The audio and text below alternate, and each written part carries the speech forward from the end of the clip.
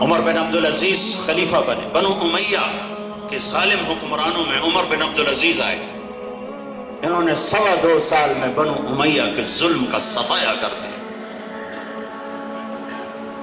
اور 3 بر اعظم میں زکوٰۃ لینے والا ایک آدمی نہ بچا۔ اس شخص کی حکومت دمشق سے دیپال پور کشمیر تک، میرے علاقے میں، ہمارے علاقے میں، دمشق سے کاشغر تک چین، دمشق سے سینیگال چوک تک، دمشق سے جنوبی فرانس تک، اتنے لاکھوں مربع میل میں زکوٰۃ لینے والا ایک آدمی نہ بچا، لیکن اپنا گھر خالی ہو گیا۔ عید کا موقع آ رہا ہے، 12 بچے ہیں، بچوں نے آ کے اماں سے کہا اماں جی عید آ رہی، کپڑے تو لے کر دے دیں، ابا سے کہیں۔ تو فاطمہ بنت عبد الملک جیسی خاتون سیاسی لحاظ سے ابھی تک تو پیدا نہیں ہوئی، بعد میں شاید پیدا ہو جائے، کہ یہ خاتون 7 نسبتوں سے شہزادی، اس کا دادا بادشاہ بنا، خلیفہ بنا، اس کا باپ خلیفہ بنا، اس کے 4 بھائی خلیفہ بنے، اور اس کا خامد خلیفہ بنا۔ یہ خاتون 7 نسبتوں سے ملکہ اور شہزادی بنی ہے، آج تک کوئی خاتون ایسی نہیں آئی۔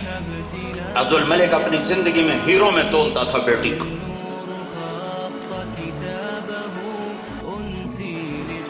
عمر آئے شام کو گھر، تو بیگم نے کہا کہ عید آ رہی ہے، بچے کپڑے مانگ رہے ہیں۔ تو عمر فرمانے لگے فاطمہ میرے پاس تو پیسے نہیں، میرے پاس تو پیسے نہیں، اور 3 بر اعظم میں زکوٰۃ لینے والا کوئی نہیں ہے، اور کیا کہہ رہے ہیں کہ فاطمہ میرے پاس تو پیسے نہیں۔ تو فرمانے لگی پھر بچوں کا کیا کریں؟ کہ میرے پاس تو کوئی حل نہیں ہے۔ تو تھوڑے دیر بعد بیگم نے کہا میں ایک آپ کو ترکیب بتاتی۔ کہا کیا؟ کہا آپ ایسا کریں اگلے مہینے کی تنخواہ ایڈوانس لے لیں، اس سے میں کپڑے سی لوں گی، اور جو گھر کا خرچہ ہے میں کوئی اون صاف کر کے، کوئی گھر میں کوئی بیٹھ کے مزدوری کر کے چولہا میں چلا لوں گی، وہ آپ میرے اوپر چھوڑ دیں۔ کہنے کہ ہاں یہ ٹھیک ہے۔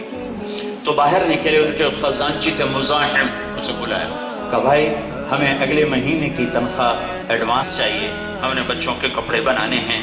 تو مزاحم نے کہا امیر المومنین آپ مجھے لکھ کر دے دیں کہ آپ 1 مہینہ زندہ رہیں گے، میں تنخواہ دے دیتا ہوں۔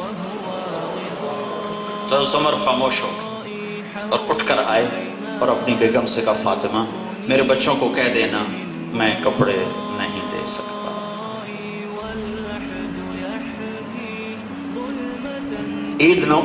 عید کی نماز ہوئی، بنو امیہ نے جیسی حکومت کی ہے نا ایسے کسی نے کی نہیں، جس ٹھاٹ باٹ کی۔ تو سارے سرداران ملنے آئے، تو بیٹے بھی آئے وہ اسی پرانے کپڑوں میں۔ تو حضرت عمر نے کہا میرے بچوں آج آپ کو گلہ تو ہوگا باپ پہ کہ ہمیں باپ نے کپڑے بھی لے کر نہ دیے۔ تو ان کے ایک بیٹے تھے، ان کا نام تھا عبد الملک، ان کی زندگی میں فوت ہو گئے تھے۔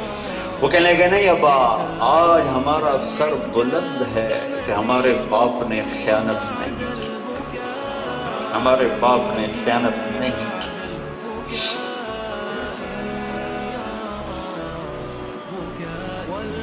گھر میں تشریف لائے تو بچیاں منہ پہ ایسے کپڑا رکھ کر بات کر رہی ہیں۔ تو حضرت عمر نے پوچھا کیا ہوا، منہ پہ کپڑا کیوں رکھا؟ تو بتایا کہ آج کچے پیاز سے روٹی کھائی ہے تو آپ کو پیاز کی گوشت سے آپ کو تکلیف ہوگی، تو اس لیے ہم نے منہ پہ کپڑا رکھا ہوگا۔ تو حضرت عمر رونے لگے، کہا بیٹیو کوئی باپ اولاد کو دکھ دے کے راضی نہیں ہوتا، میں تمہیں بڑے اچھے کھانے کھلا سکتا ہوں لیکن میں تمہاری خاطر جہنم کی آگ نہیں خرید سکتا۔